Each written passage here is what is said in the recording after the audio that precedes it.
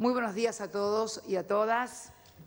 Querida amiga, compañera presidenta de la República Federativa del Brasil, Dilma Rousseff, bienvenida a la Argentina, bienvenida también toda la extensa comitiva que la acompaña de funcionarios, de empresarios, señores gobernadores de las distintas provincias argentinas, legisladores, señores empresarios argentinos.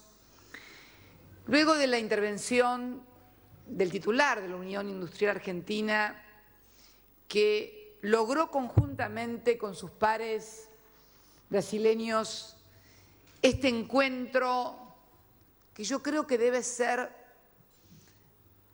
el primero de muchos más que se sigan sucediendo, porque siempre he escuchado hablar de la integración desde el reclamo o desde el deseo. Pero luego de la crisis que estamos viviendo y que Dilma con mucha certeza la prevé por largos años, la integración ha dejado ya de ser un reclamo o un deseo para convertirse en una necesidad. Es más, yo diría en una condición sine qua non, la integración para poder mantener los logros que en esta década, que yo llamo la década ganada, hemos logrado ambos países y otros países de la región en materia de valor agregado, en materia de inclusión social, en particular en mi país, la República Argentina, sometida, como todos ustedes saben, a un proceso devastador en materia de industrialización, un logro que no vamos a poder mantener, y quiero decirlo con todas las letras, si no aunamos esfuerzos, inteligencia, recursos, acciones, trabajos y políticas públicas y privadas concretas entre ambos países. La descripción que Ignacio de Mendiguren hacía de los recursos de ambos países en la región, en materia de reservas, de minerales, de producción agroalimentaria, en materia de mineralogía, en materia de inclusión social, en materia de superficie cultivable. No voy a enumerarlas porque todos las conocemos y las sabemos.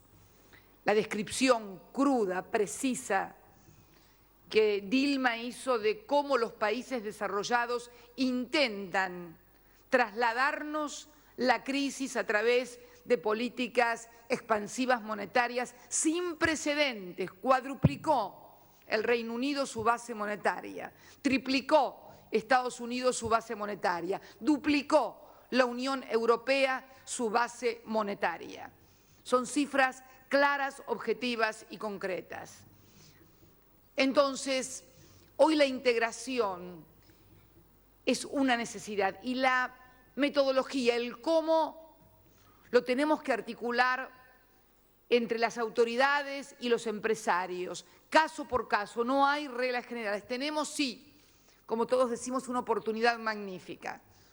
Una de las claves que tiene nuestra región, la energía.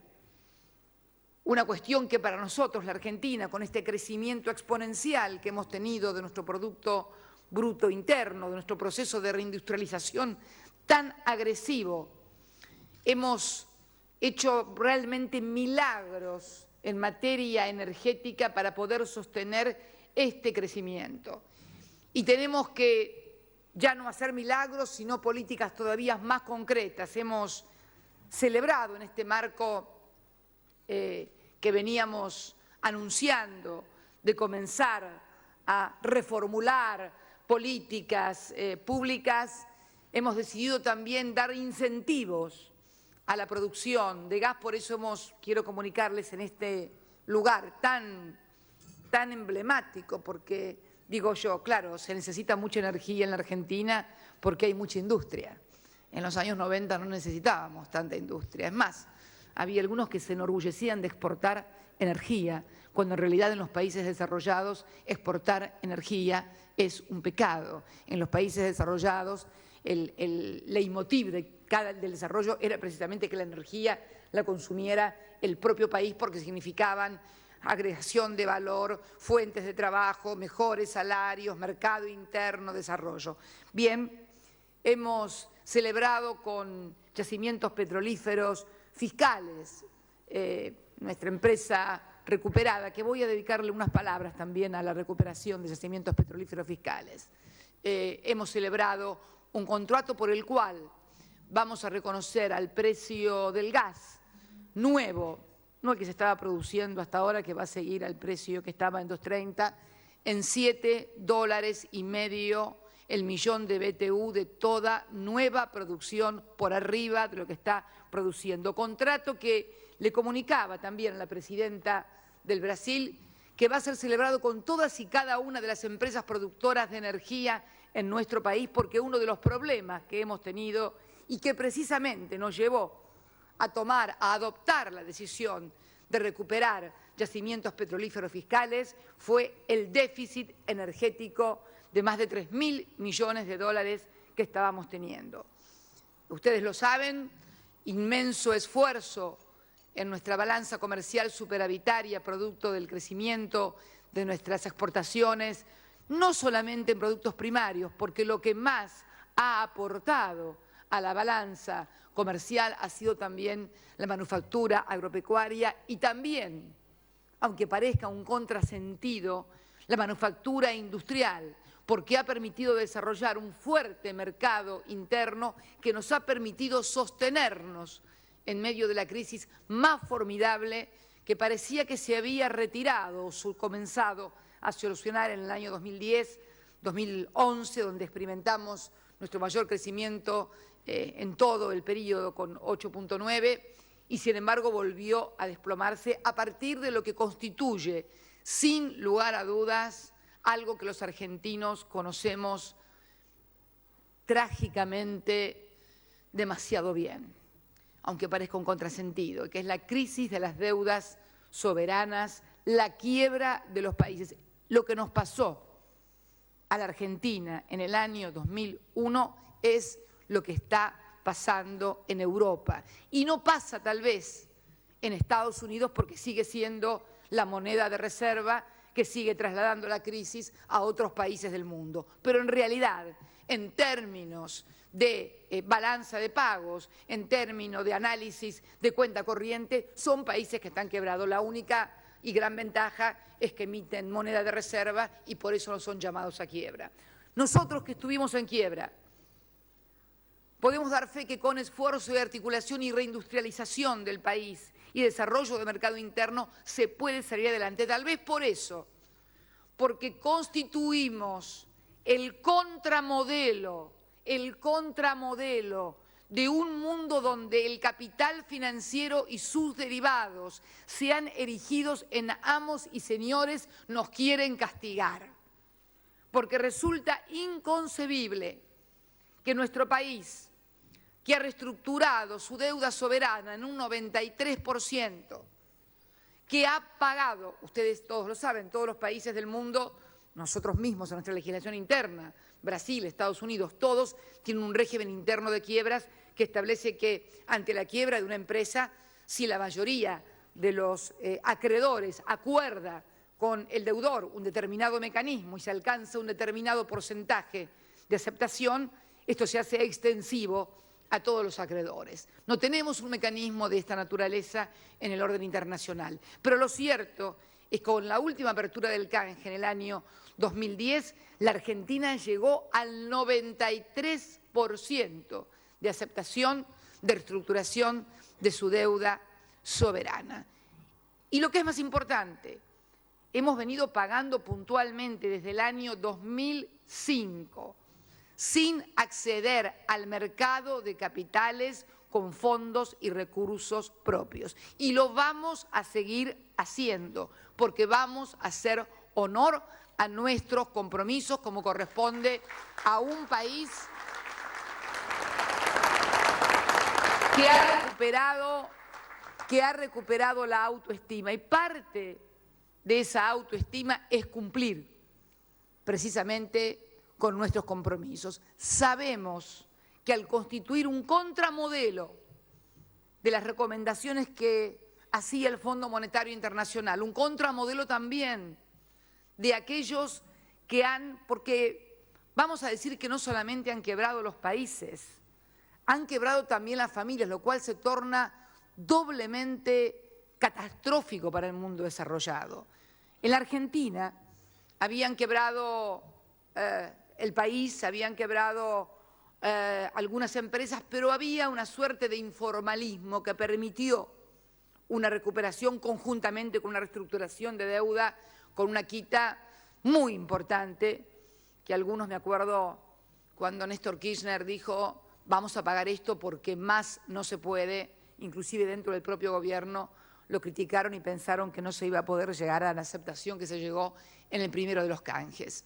Y luego, para dar mayor fortaleza, para exhibir, demostrar una mayor voluntad de acuerdo y de pago, reabrimos el canje en el 2010 para llegar a ese 93%. Por eso creo que las cuestiones estas que son de público y notorio conocimiento de los denominados fondos buitres, no se puede denominar de otra manera a estos sectores especulativos que ni siquiera tienen domicilio legal en el propio Estados Unidos. Los que están haciendo las demandas en Estados Unidos no pagan sus impuestos en Estados Unidos, están radicados en paraísos fiscales para precisamente no quedar bajo la norma tributaria estadounidense. Pero vamos en una muestra aún mejor de buena voluntad, la presentación que se realizó el día lunes ante la Corte de Apelaciones en Nueva York, donde el eje central precisamente se centra en que lo que exige la justicia de primera instancia no es un paripasu es igualdad de condiciones en términos legales, sino simplemente se está exigiendo una inequidad absoluta respecto del 93% de que sí aceptó la deuda. No estamos ante un paripasu. Pero quiero retornar fundamentalmente porque hemos sido capaces, los argentinos, de remontar una cuesta por la cual nadie pagaba, como se dice vulgarmente, 2 pesos por nosotros. ¿Quién podía decir en el año 2003 que íbamos a reestructurar una deuda si éramos parias en el mundo? ¿Quién podía decir que íbamos a reconstruir un sistema financiero solvente cuando los bancos estaban cerrados, tapiados con chapas, porque la gente golpeaba con martillos para que le devolvieran sus ahorros? Y hoy son una de las actividades más rentables de la economía argentina. ¿Quién podía hablar de que íbamos a recuperar nuestra industria metal mecánica o la industria avícola, por ejemplo, o nuestra industria en materia automotriz? Qué bueno es señalar, somos muy importantes junto con Brasil en industria automotriz, pero también tenemos que asumir que todas las automotrices son extranjeras, por lo cual nuestro deber, tanto Brasil como Argentina, es fortalecer a los proveedores de esas automotrices, porque allí está la verdadera industria nacional brasilera y argentina. Todas las filiales automotrices son terminales extranjeras.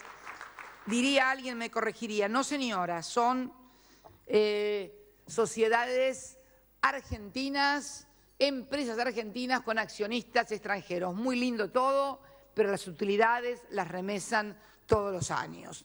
Son empresas argentinas. Y también el milagro de esta Argentina donde nos hablan de seguridad jurídica y se nos remontan a la década de los 90, donde se celebraron, creo que algo así como 59 tratados bilaterales de inversión, que es la renuncia a los tribunales locales para ir ante el CIAD. Un día en Montevideo le pregunté a Dilma, ¿cuántos tratados tienen ustedes firmados en Brasil? 0, me dijo. Ni amarrados firmamos un tratado bilateral de inversión. Y cuando uno mira las utilidades remitidas por las compañías de origen extranjero durante la década de los 90, donde se les daba seguridad jurídica, entre comillas, a través de los TBI, fue aproximadamente entre el año 1991, 92 hasta el 2000, algo así como 18.000 millones de dólares, un 0,7 del PBI de aquel entonces. En esta década que yo llamo la década ganada, las utilidades remitidas al exterior han sido de más de 41.000 millones de dólares.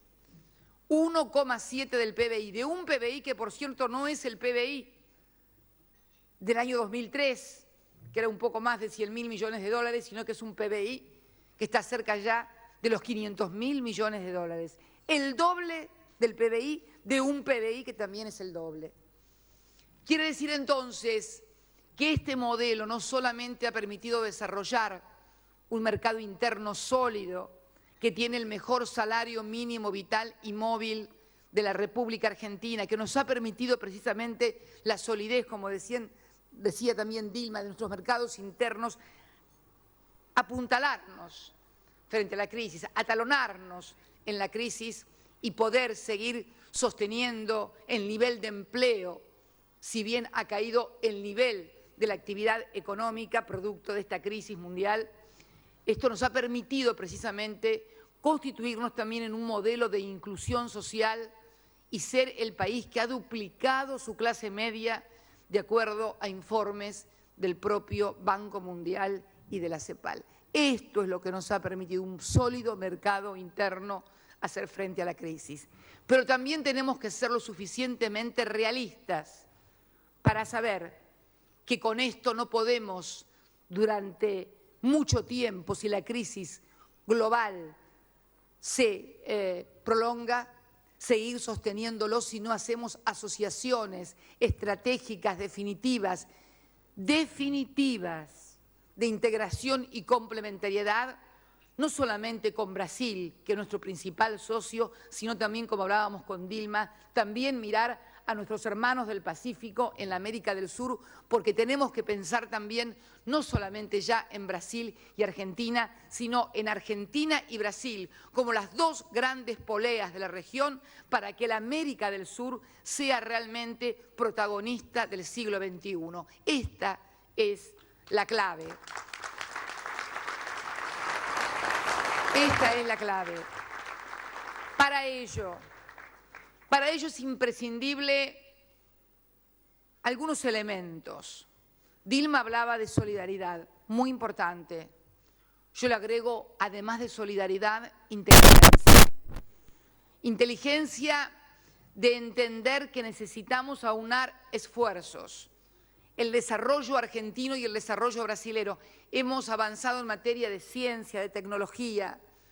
Nuestro país con la inclusión social, con el acortamiento de la brecha digital, con la televisión digital. Hace poco inauguraba en Villa Constitución el tren de laminado de chapa naval que no tenía la República Argentina y que con Dilma hemos hablado muchísimas veces de la necesidad que Brasil tiene también de la industria naval, porque no da abasto su propia industria naval para poder abastecer sus propias necesidades. Yo le decía a Dilma, tenemos ahora en Villa Constitución, un lugar emblemático de la industria en la Argentina, una producción de chapa naval que, fíjense las paradojas, lo hace una empresa italiana a cual le dimos crédito y trasladó una fábrica de Europa aquí, y me decía su propietario que recibe mejor calificación de sus bancos por haber invertido aquí en Argentina que si lo hiciera en Italia, porque saben las posibilidades de esta región. Y decía Dilma, y comparto totalmente, y en esto tenemos que ser responsables ambas, y también convocar a los titulares de las uniones industriales para que cuando se producen problemas, que siempre se producen problemas y se producen dentro de un país, por competencia, por distintas diferencias, ¿cómo no se van a producir entre dos países o dentro de una misma región? Es necesario abordar un sistema, una metodología que sea mucho más activa, que sea mucho menos protocolar, que sea mucho menos burocrática, que permita ir caso por caso solucionando los problemas, desde problemas de un producto primario, como charlábamos casi en broma y en serio, como los langostinos. Yo le explicaba a Dilma que nuestros langostinos no tienen competencia con los brasileños, porque los nuestros son muy grandes y los brasileños son más pequeñitos. Entonces, ¿cómo no vamos a poder ponernos de acuerdo en una cuestión como esa? ¿Cómo no vamos a poder ponernos de acuerdo en una cuestión como, por ejemplo, mejor y más inversión en materia de energía si vamos a reconocer un valor de $7,5 por millón de BTU que ya hemos firmado con nuestra empresa testigo con el resto de las empresas? Queremos que nos aseguren, eso sí, inversión y volumen. Por una razón muy sencilla, como se lo explicaba ayer al titular de la empresa, al CEO y a todo el board que nos visitó de Apache, una de las principales compañías petroleras de los Estados Unidos que tienen fuertes inversiones en Argentina. Vino a entrevistarse conmigo su CEO y el board completo porque querían escucharme. ¿Cómo no vamos a asegurar esto si en realidad a nosotros, entre pagar $3.500 millones de déficit y pagar $3.500 millones de dólares porque el gas se produce aquí, estamos produciendo más servicios en la Argentina, estamos creando más puestos de trabajo? No se trata de una cuestión, se trata de una cuestión de inteligencia. Y por eso también nos vimos obligados a recuperar yacimientos petrolíferos fiscales, porque en realidad había una remisión completa de utilidades a partir del mercado de los combustibles con aumentos permanentes de las naftas, sin inversión en aumento de producción. Esto es simple y lo saben todos los empresarios, que cada vez se producía menos petróleo y menos gas, pero se seguía vendiendo combustible porque era, y además nos faltaba. ¿Observaron ustedes, por ejemplo, y quiero decirlo acá públicamente, que desde que recuperamos yacimientos, ustedes recordarán el año pasado que había colas en todas las estaciones de servicio, en todo el país? Venía un fin de semana largo y no se conseguía nafta, y colas y reclamos pese a los sucesivos aumentos que había habido del precio de la nafta. Bien, Galucio le dicen el mago, pero no es tan mago como por haber producido tanto combustible para que ahora no haya en las estaciones de servicio colas. Era simplemente, tal vez, y debo decirlo con todas las letras, decisiones empresariales que querían empujar a no se sabe qué cosa a la Argentina o a los argentinos molestos porque les faltaba combustible. Tal vez sea una hipótesis demasiado arriesgada de esta presidenta, pero bueno, me han pasado tantas cosas en estos años de gestión que me he vuelto muy susceptible cuando pasan algunos hechos que no tienen la suficiente explicación racional por parte del empresariado y, lo que es peor, luego que es retomado por el Estado, vuelven a funcionar las cosas correctamente, a las cosas por su nombre, aunque duelan y molesten.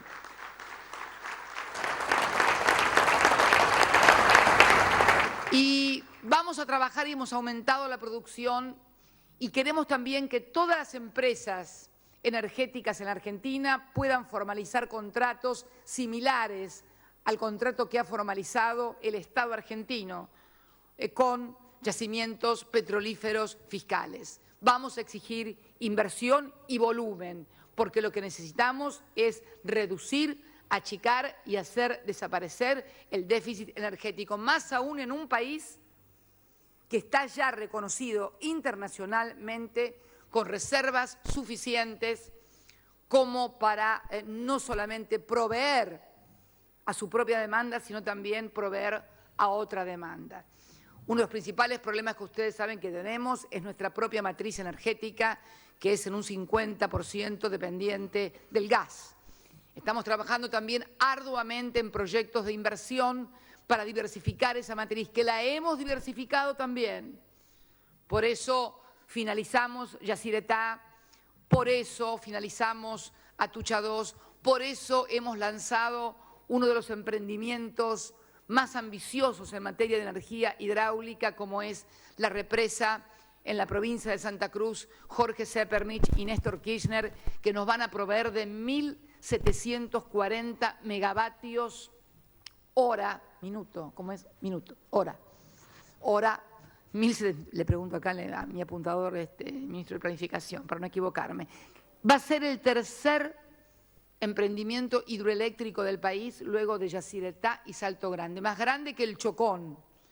Y a diferencia del resto de los emprendimientos hidroeléctricos, es de carácter permanente porque su provisión, el caudal de agua del río Santa Cruz, no depende del régimen de lluvias, sino que al provenir directamente de los glaciares y de la masa de hielo continental, que está, ustedes saben, parte en nuestro territorio y una parte en el territorio chileno, y es una de las mayores reservas de agua dulce del mundo, provee los 365 días del año la misma cantidad de megavatios, y estamos terminando la línea de alta tensión que tampoco teníamos.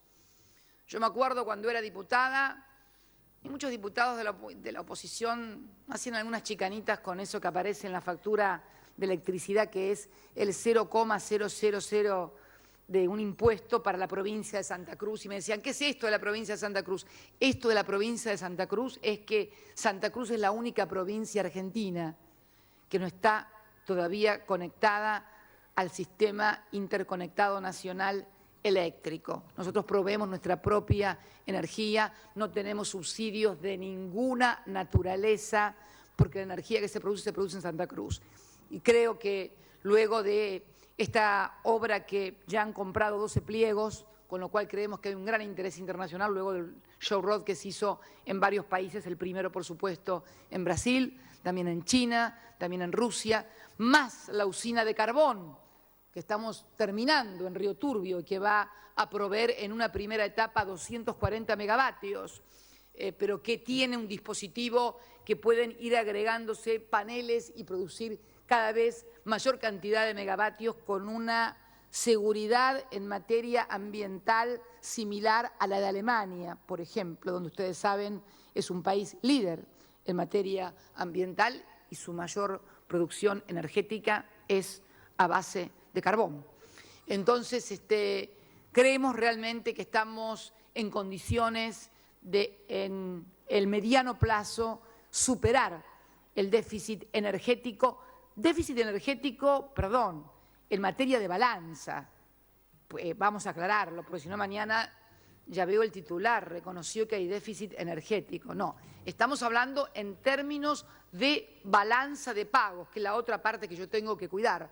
Yo sé que ustedes por allí lo que quieren es tener energía en sus fábricas, y es lógico, pero yo tengo que ver cuánto me queda en la caja para pagar las importaciones, para pagar la deuda y algunas otras cosillas que uno tiene que pagar y tiene que hacerlo en dólares además, porque bueno, sigue siendo, y me parece que durante un tiempo más va a seguir siendo la moneda de reserva.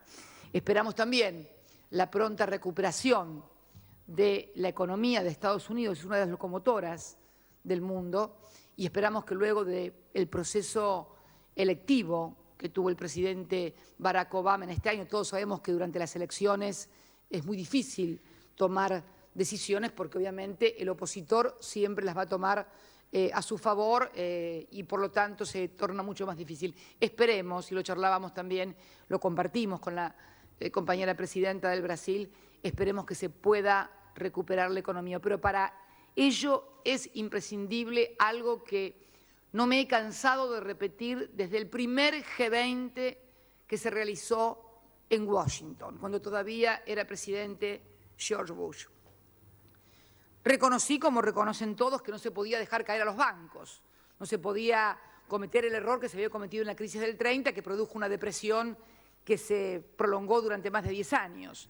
Pero me parece que se le fue la mano en esto de sostener el sistema financiero, y de tanto sostener el sistema financiero se olvidaron de los trabajadores, de las empresas, de la producción, y se está cayendo el todo. Y se siguen haciendo pingües, negocios y derivados financieros y sosteniendo un sistema que necesariamente va a tener que ser replanteado a través de un sistema global de quiebras de estados, de reestructuraciones de deudas soberanas que permitan reinsertar nuevamente en el mercado de la producción y del trabajo los recursos. Si siguen fondeando únicamente a los bancos o siguen fondeando únicamente a las compañías aseguradoras, esto no tiene salida. Es más, puede tener la peor salida. Me comentaba recién Dilma que estuvo en España, yo no tuve oportunidad de ir a la cumbre iberoamericana, y me contaba que le impresionaba el drama y la tragedia que se vivía en las manifestaciones y las movilizaciones populares por la caída del estado de bienestar, por la pérdida de derechos, por la pérdida de los puestos de trabajo. La gente se queda sin trabajo y se tira por la ventana porque le sacan la casa. Esto es literal, esto es lo que está pasando. ¿Cuánto tiempo puede sostenerse esto en el mundo? ¿Y cuánto tiempo podemos nosotros, que esta es la otra gran pregunta que yo me hago, sostener este crecimiento y lo que somos y lo que hemos logrado si esto se sigue prolongando en el mundo desarrollado? Es clave entonces no solamente construir nuestras propias defensas, y la integración, créanme, ya no es un mecanismo económico, es un mecanismo de defensa que tenemos que construir entre Brasil y Argentina para que no nos alcance este drama y esta tragedia que envuelve a otras sociedades. Entonces, tenemos también, creo yo, que tratar de persuadir, de convencer de que no se puede seguir. Por ejemplo, yo escuchaba que ahora le van a volver a dar 37.000 millones de dólares o euros o no sé cuántos a Grecia. Y es el blindaje y el megacanje que nos dieron a nosotros en el año 2001. Es una engaña pichanga, todos lo sabemos. Son movimientos virtuales de capital para salvar la posición de los que han colocado, los bancos que han colocado dineros en tal o cual país y necesitan retirarse. Todos lo sabemos. Necesitamos entonces que alguien diga y dé un parate a esto. Y yo creo sinceramente que Estados Unidos puede ser uno de los países que dé un parate a esto. ¿Por qué? Por su condición de líder global, de emisor de moneda de reserva. Yo siempre digo que el G20, y que nadie se sienta mal, en realidad es el G2. Le sacamos el 0, queda Estados Unidos y China, y son realmente las dos locomotoras del mundo. Esta es la realidad. Y nosotros aquí en esta región de la América del Sur tenemos que tratar de ser una pequeña locomotora, de enganchar la mayor cantidad de vagones. Lo dijiste vos, lo de los vagones, Vasco, ¿no? Vos hablaste de los vagones, ¿no? Bueno, los vagones, si somos una gran locomotora como es Brasil, por escala, por volumen, porque además tuvo la suerte de que, a pesar de tener determinados gobiernos, nunca se desprendieron de las cosas que no se debían desprender y siguieron adelante con un proceso de industrialización. Si nosotros somos una locomotora más pequeña, tenemos que además unir a estas dos locomotoras todos los otros vagones de la América del Sur para convertirnos en esa región no de oportunidades, sino también de sobrevivencia y de ir para adelante. Por eso yo celebro que nuevamente vuelvan a encontrarse industriales brasileños y argentinos, y además también con la comprensión de que muchas importantísimas empresas brasileñas han invertido en nuestro país, siguen invirtiendo, construyendo, son productoras de materias primas básicas también de nuestro país. Nuestros destinos ya están indisolublemente unidos, más allá de nuestros deseos. No le va a ir bien a Brasil si le va mal a la Argentina y viceversa. No le va a ir bien a la Argentina si a Brasil le va mal. Con lo cual tenemos que comprender que nos hemos convertido en una familia, que por ahí tenemos diferencias. Me acuerdo una anécdota, tú no eras presidenta, Dilma, era Lula, y había surgido un problema, ¿vos te acordás, Débora? De zapatillas, esas famosas zapatillas, calzados, textiles, que tantos roces provocan. Pero resulta que el roce no era entre un empresario argentino y un empresario brasilero. El empresario que estaba aquí era también brasilero. Lo que pasa es que, bueno, producía en la Argentina y había entrado en colisión con otro empresario brasilero, no vamos a decir los nombres, no importa, en Brasil. Entonces estábamos con Lula y le digo, pero Lula, ¿vos sabés cómo es la cosa? Le digo, bueno, sí, no, pero el que está allá también es brasilero, y le di el nombre. Y el que está acá también se están peleando entre dos brasileros. Lo que pasa es que uno está produciendo en la Argentina y otro está produciendo, bueno, la cuestión es que se arregló. Se arregló porque esta es la realidad. Están tan ya entremezclados nuestros intereses. ¿Cómo no va a querer Brasil que se construya en la Argentina? Si una de las principales productoras de cemento, insumo básico, en la Argentina, es una compañía argentina, pero sus accionistas son brasileros. ¿Cómo no se va a poner contento Brasil con el plan que hemos lanzado, Procrear, donde vamos a utilizar los fondos de pensión o los fondos de los trabajadores para generar 400.000 nuevas viviendas y emprendimientos inmobiliarios, si va a ser utilizado cemento de esta empresa, chapas de Siderarda, acá lo veo a Luis Bennázari, clavos y hierros y demás? ¿Cómo no se van a poner contentos si podemos generar mayor inversión en gas por los tubos sin costura? Lo único que le pedimos es que todos pongan el mismo esfuerzo en poder construir esta integración y en poder sostener estas economías que han permitido que millones de argentinos y millones de brasileros que no conocían los electrodomésticos en los cuales hemos batido récords de venta. Había gente que me comentaba, Lula, en una de las primeras reuniones cuando lo conocí, que había pocas heladeras en Brasil porque la gente compraba para el día la comida. Y hoy la heladera es un boom en Brasil. ¿Y qué decirle de los argentinos que cuando querían y tenían mucho calor, lo único que podían tener era un ventilador o el más sofisticado, un turbo, los famosos turbos, que han podido comprarse un aire acondicionado por primera vez en su vida y que significa además sentirse incluido? Una vez un dirigente político que no es de mi partido, sino exactamente casi en las antípodas, mantuve una reunión con él y me dijo, bueno, pero que la gente en lugar de calefaccionarse tanto, se ponga una tricota, me dijo, una tricota. La gente no habla, no dice tricota, la gente se pone un pullover, qué sé yo, no sé, se pone un saco. Y le digo, ¿sabés lo que pasa? Que para muchos tener un aparato de aire acondicionado no es solamente estar más fresco, es además haber llegado a un estatus aspiracional que le significa que ya no es pobre, sino que ha pasado a formar parte de esa mítica clase media argentina a la que todos tienen derecho a aspirar, a integrar y conformar. Lo mismo a millones de brasileros que a partir de la última década se han incorporado, han salido a conocer el mundo también. Nosotros hoy en materia turística el 36%, casi el 37% es de origen brasilero, un 11% de origen chileno, un 20% del resto de Latinoamérica, excluido Canadá y Estados Unidos, que son apenas el 8 o el 9, obviamente.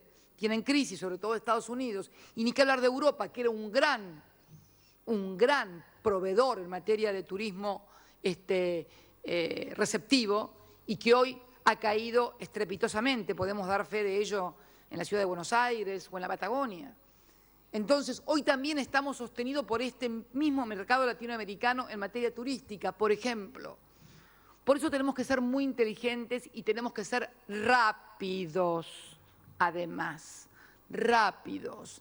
No podemos ir de reunión en reunión sin resolver, de congreso en congreso, porque me hacen acordar muchas veces, no lo voy a decir porque me va a costar algo, una rencilla de algún parlamentario, pero esas discusiones que son buenas en el Parlamento, pero cuando uno está en el Ejecutivo tiene que resolver todos los días cosas diferentes cada 5 minutos. Entonces, yo finalmente quiero pedirles a todos, a Dilma, porque ya hemos acordado que vamos a establecer mecanismos más rápidos, políticas mucho más activas, políticas de consulta no tan protocolar, sino más rápidas. Pedirles a todos, a los funcionarios, porque también, y lo comentábamos con ella, y que nadie se sienta ofendido, ahora van a decir, sobre todo a los funcionarios, que hay que estar atrás de cada uno. Y lo charlábamos, que ningún funcionario argentino o brasilero se sienta mal. Las dos presidentas decíamos que teníamos que estar corriendo siempre atrás de que las cosas se hagan, porque uno manda a hacer las cosas y tiene luego que ir a verificar, levantar el teléfono, lo hicieron, lo presentaron, lo llamaron, cómo lo hicieron, quiero verlo. La verdad que me sentí muy bien porque yo pensé que era a mí la única que me pasaba, pero Dilma me dijo que ella también es igual que yo y tiene que estar así atrás de todo el mundo. Y no es malo.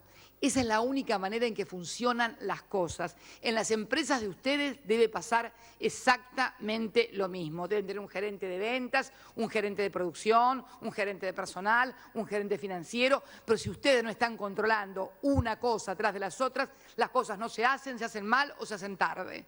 Por eso yo digo que les pido a todos un gran esfuerzo, funcionarios, empresarios, diplomáticos, todos para solucionar problemas.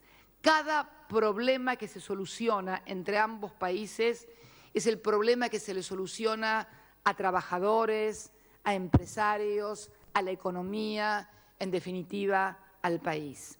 Y reiterar una vez más, esta integración ya no es un deseo, ya no es un reclamo, ya no es el Tratado de Euro Preto, es una necesidad que tenemos y que tenemos que ampliar a toda la región. Los tiempos urgen y la historia no nos va a perdonar si nos demoramos o nos equivocamos. Hay momentos de bonanza, hay momentos de holgura en las economías mundiales, regionales, nacionales, que permiten deslizamientos, que permiten. No es el caso que estemos viviendo hoy en el mundo. Hoy se exige una premura, una eficiencia, una eficacia y una inteligencia un poco mayor porque estamos también en una etapa de crisis sin precedentes en el mundo.